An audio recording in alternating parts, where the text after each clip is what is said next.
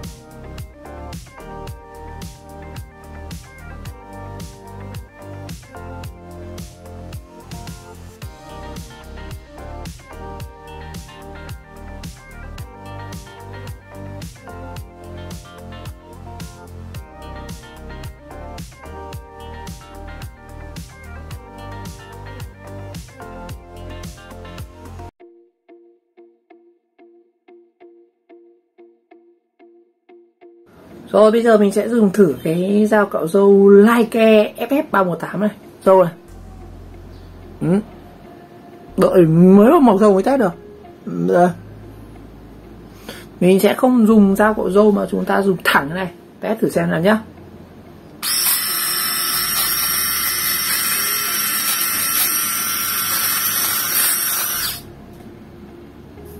Chưa thấy đi râu.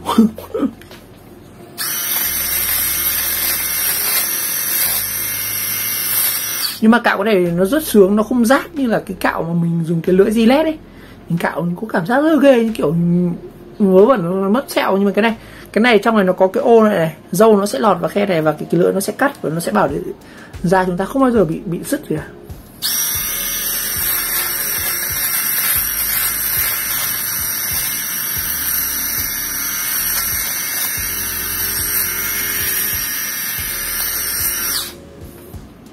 Đi đấy anh ạ, râu đi, cảm giác nó nhẵn đi.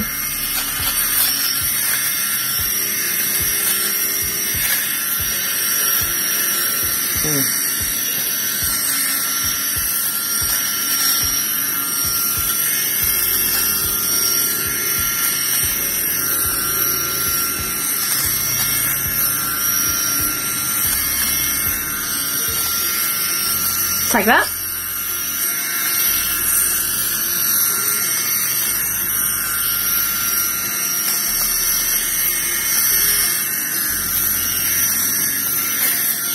Rồi, dùng sang tính năng cạo lông mũi này, cạo râu thì nhẵn thín luôn này. Râu nhẵn thín luôn này. Chỗ này thì còn thừa ít râu thì mình cạo nốt.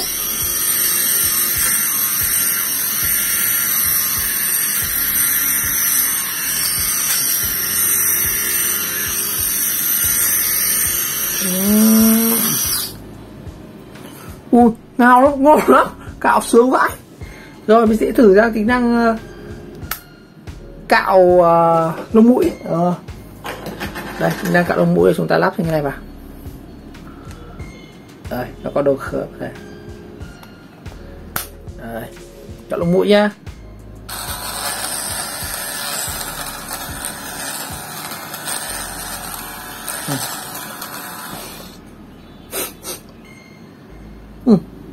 Ngon lắm.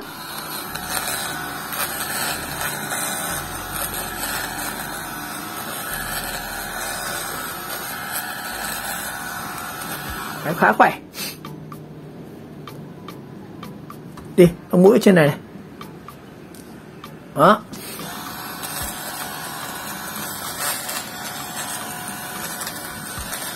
Cái này ngon rồi đấy.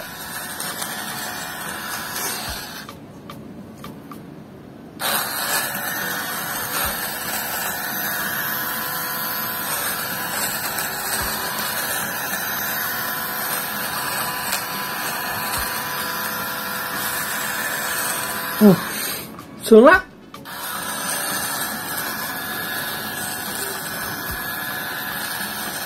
Rồi, con này nó còn cho chúng ta thêm một cái lưỡi gọi là lưỡi cắt tóc này. Mình sẽ lắp vào đây nhá. Đó, rút ra. Mình cắt lông mũi xong ngựa mũi quá. Đây, lắp vào đây này.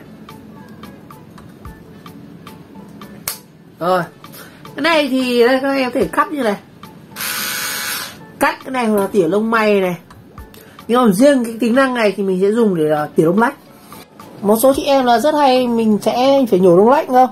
Mình sẽ lấy lách mình ra để minh họa là chúng ta sẽ thử dùng cái này để gọi là tỉa lông lách nhá.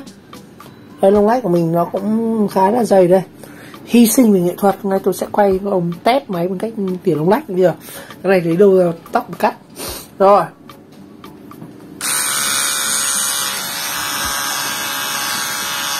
Thấy chưa?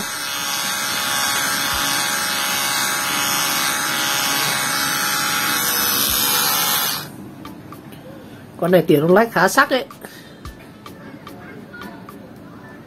Được, tỉa lông lách được anh ạ. Ủa, nó hơi, cái này nó hơi sát, tỉa nó hơi sát đấy.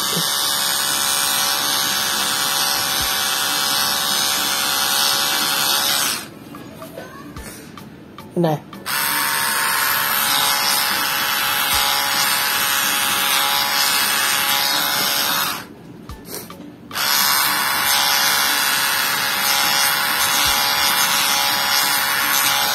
Chúng ta phải đưa từ chiều này lên nhá.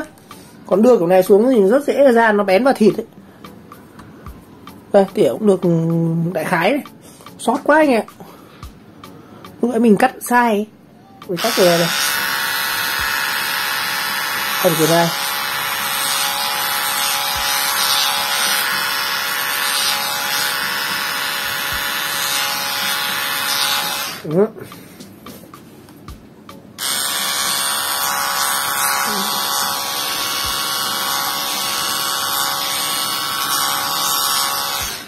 Mình có thể dùng để cạo lông mày, tóc, tỉa tóc mai này, nhưng mà dùng cái nón thì chúng ta sẽ đưa cái phần này lên này.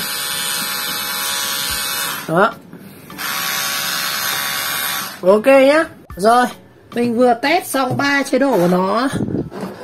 Chế độ cạo râu này, tỉa lông mũi này, và chế độ cắt tóc. Cái này, chế độ cắt tóc mà lấy ra đi cạo lông lách này. Trên này nó còn bám đầy lông rồi này. Đó. Mình xem là cái chỗ lưỡi nó có bị mẻ không nhá. Trước mình có sử dụng một số các loại máy tông đơ ấy. Lưỡi nó rất đây này, lưỡi này vẫn còn khá là sắc này. Dùng xong thì các bạn có thể lấy cái này này, chúng ta vệ sinh như này.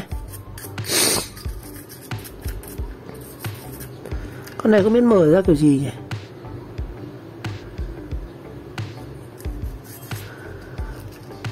Cái này thì không tháo ra để vệ sinh hẳn trong rồi. Rồi, cái đầu tiểu lông mũi này thì các bạn tháo này ra này, rút cái đầu này ra này để vệ sinh này. Đây này, lông mũi nó bám trên này rất là nhiều nhá, mình đánh đi này.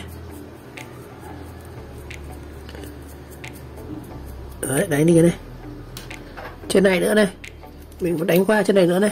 Đây, cái món này thì chú ý phải vệ sinh rất kỹ nhá. Đó. Rồi.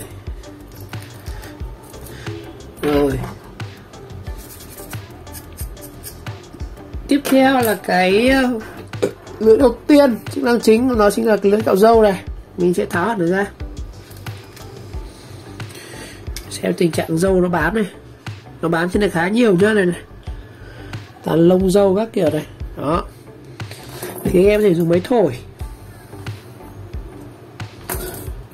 Nó dùng cái lưỡi của nó luôn này. Mình không cạo đi cái mồ hôi nó bám vào nó sẽ làm rỉ lưỡi ấy. Nó không gãy lưỡi nhưng mà nó rỉ lưỡi. Cái củ chuối. Đây các bạn thì tháo hẳn từng lưỡi ra để vệ sinh này. Mình phải tháo tất cả này ra. Đây, dùng cái xẻ bông như này. Chúng ta lau đi cho nó đỡ rỉ lưỡi nhé.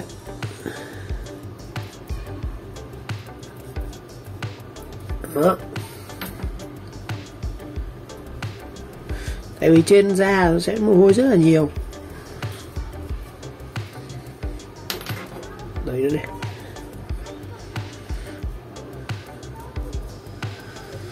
Đấy.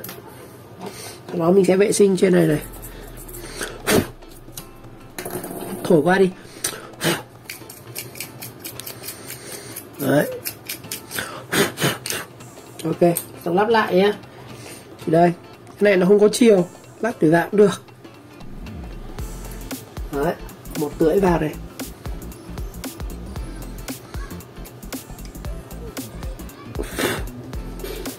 Một lưỡi nữa này.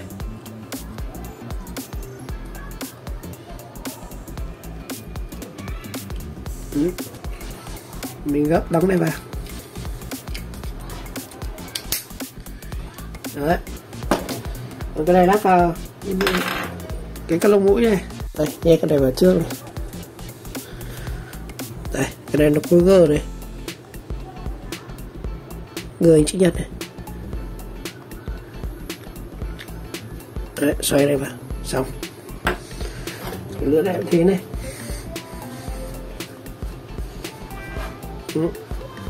Rồi, ok. Rồi, mình sạc để thử nha. Nguyên bản nó là cái dây đây. Thế bảo là sạc 8 tiếng của chúng ta dùng được 2 tháng. Kinh vãi. Cái dây điện của nó khá là mỏng. Dây 2 nhá. Mình ra vào ổ điện này.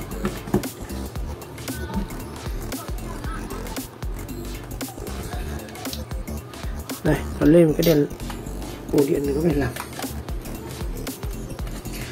Lên một cái đèn led dưới đây.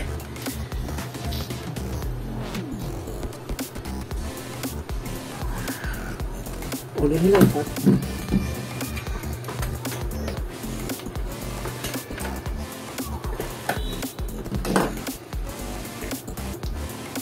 Rồi. Nó đang lên đèn màu vàng.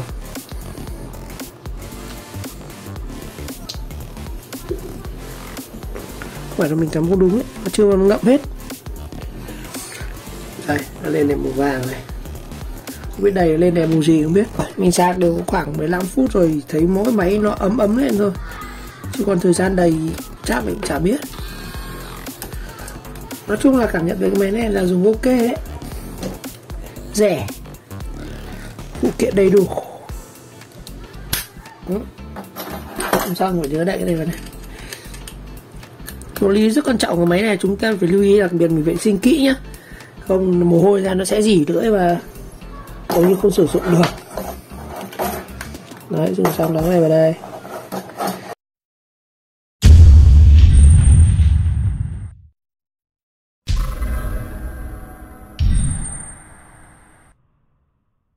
Rồi, tổng kết lại với chiếc máy Linke FF3188 giá rẻ. Qua quá trình test và sử dụng các cái chức năng như là cạo râu này, cắt tóc này, thì đông mũi này và sạc, thì mình thấy đây là máy chất lượng ok, dùng được, ngon, bổ, rẻ, đúng tiêu chí. Ngoài ra thì sản phẩm đóng gói khá là đẹp, shop mua khá là uy tín, phụ kiện đầy đủ.